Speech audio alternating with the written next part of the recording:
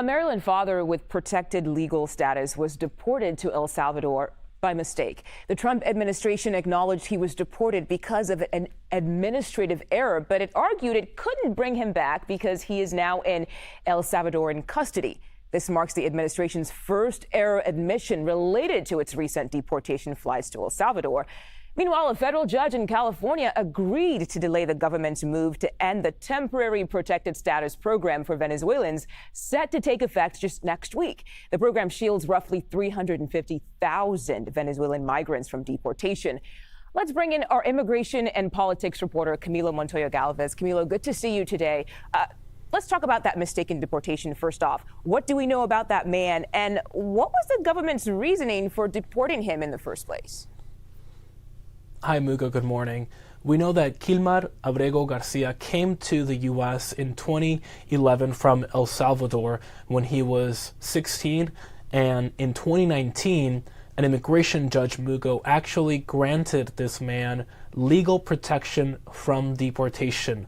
He was granted something called withholding of removal, which is given to foreigners, immigrants here in the U.S. who are able to prove in immigration court that they could be persecuted if they are deported to their home country. And he was able to convince that judge that he could face persecution by gangs in El Salvador if he was deported. And over the past years, according to his attorneys, this man has been regularly and routinely checking in with immigration and customs enforcement. He has a wife in Maryland who's a U.S. citizen, and also a U.S. citizen child who is disabled, also in Maryland.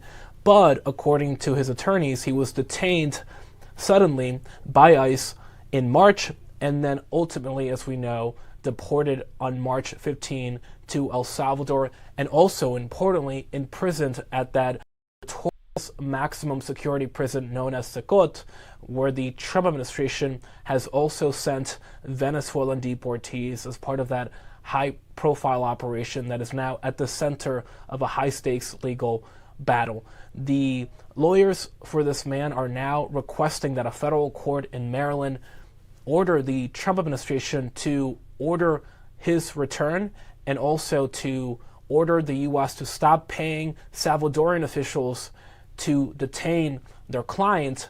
But the Trump administration is arguing that this request should be denied on several grounds. The first ground is that they believe it is not in the public interest to return this man to the U.S., even though they concede they mistakenly deported him despite that legal protection from deportation, because the government is now saying that he is an alleged member of a gang and is a danger to U.S. communities. The second ground is that the administration is saying, Mugo, that federal courts lack complete jurisdiction in this matter because this man is no longer in American custody. He's in the custody of the Salvadoran government, and federal courts, according to the Justice Department, have no authority to order foreign countries to do something.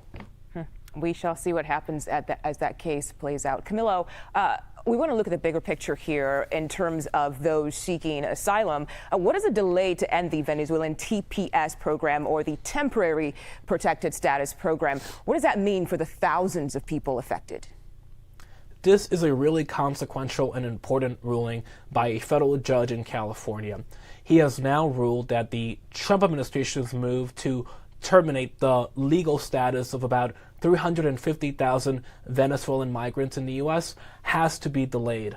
These are migrants who currently have government-issued work permits and deportation protections under a program known as Temporary Protected Status, and they were slated to lose that status next week on April 7th. But now the judge has delayed the effective date for that termination until after he adjudicates the merits of the case.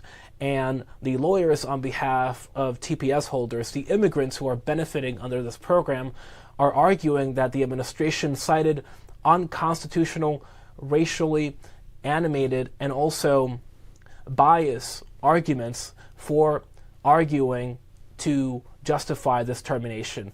The judge even said that this decision appeared to be motivated by negative stereotypes about Venezuelans, so he seemed to agree with the assertions made by the lawyers representing these migrants. But the Trump administration would argue, of course, that they have the complete discretion to terminate TPS programs, which they believe Mugo, have been abused by Democratic administrations for a long time.